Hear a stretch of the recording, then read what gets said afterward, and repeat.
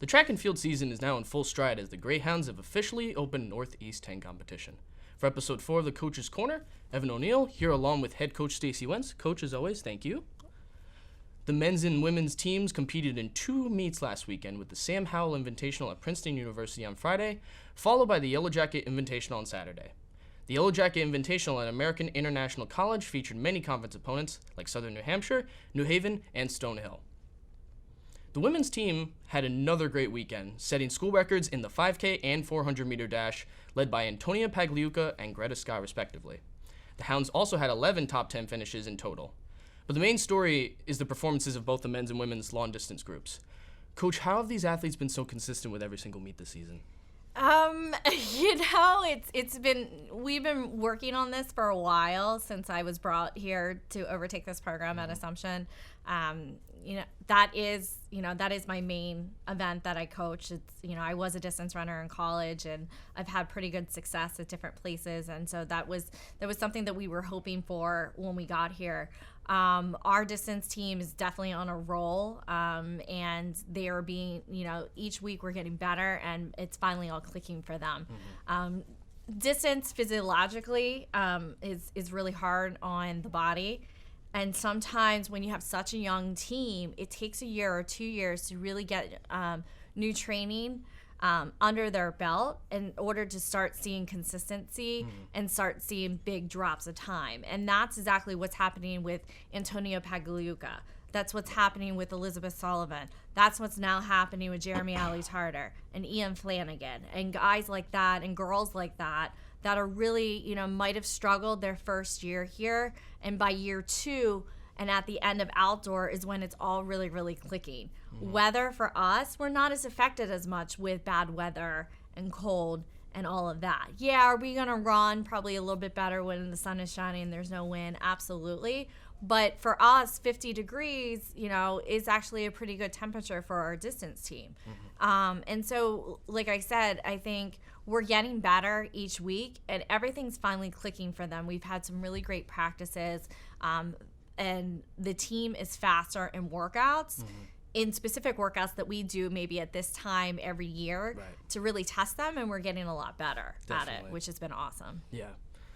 And now to Megan Perrin, who was the NE10 Field Athlete of the Week 2 weeks ago for her performance at the Bears Invitational at Bridgewater State University. She took the victory in the javelin once again with a throw of 141 feet 7 inches. What does she need to do in order to continue this success at conference championships? At conference championships, she's definitely has some competition within our conference that she might have not had before.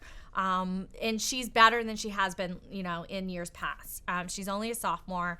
She's ranked 19th in the country right now, still holding that spot to be able to qualify for the national championships. It might hold, it might not. If it doesn't, she can solidify her bid to the national championships in Bretton Wood, Florida, in May by throwing just 6 more inches. 6 inches in javelin is nothing. It's just, how is it going to get marked? I mean, let's be honest here. But she's really set the tone, and now she's consistent at that, 141 feet, 142 feet. And like I said, she gets 6 more inches. She's going to solidify herself for the national championships. And then if she's consistent, when she gets to the national championships, then our goal is, if she's consistent, she pops that throw, she's got a good chance to be an All-American. And that's what we've been counting on Megan to do. We knew that she had the potential for that, and she's getting better. She's a little bit banged up right now, as she should be at this part of the season. She's been throwing a lot. But we look forward to her success.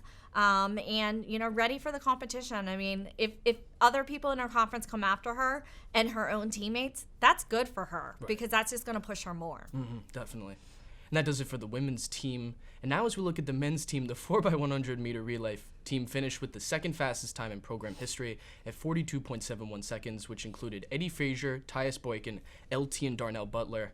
Little drama in the middle of the race. Tell us about what happened. Yeah, so our handoff from Eddie Frazier to Tyus Boykin, I understand that Eddie was sort of airborne to get the stick off. Right. I mean, he is the kind of athlete that, is going to lay it on the track.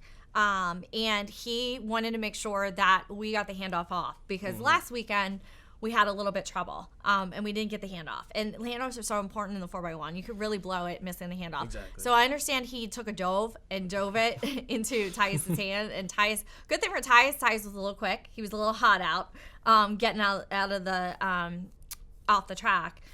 To receive the handoff. But like I said, to run the second fastest time in school history, especially at this point of the season, in the wind, in the cold, in 40-degree temperatures, that is huge. Now, I'm looking forward to in 2 weeks when we put that team together. Hopefully, we'll be in the mid-60s, almost 70s, which is looking like that.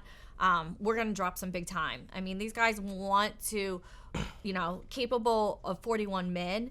Can we get closer and dip under 41? I don't know, but that's their goal, is to get to national championships. Definitely. So. And that does it for us this week on the Coach's Corner. Along with Stacie Wentz, I'm Evan O'Neill. The Greyhounds will travel to Connecticut College in New London for the 2-day Silfen Invitational this weekend. For all the latest on Assumption College athletics, follow the Hounds via social media on Twitter, Facebook, Instagram, and YouTube. Thank you for joining us, and go Hounds.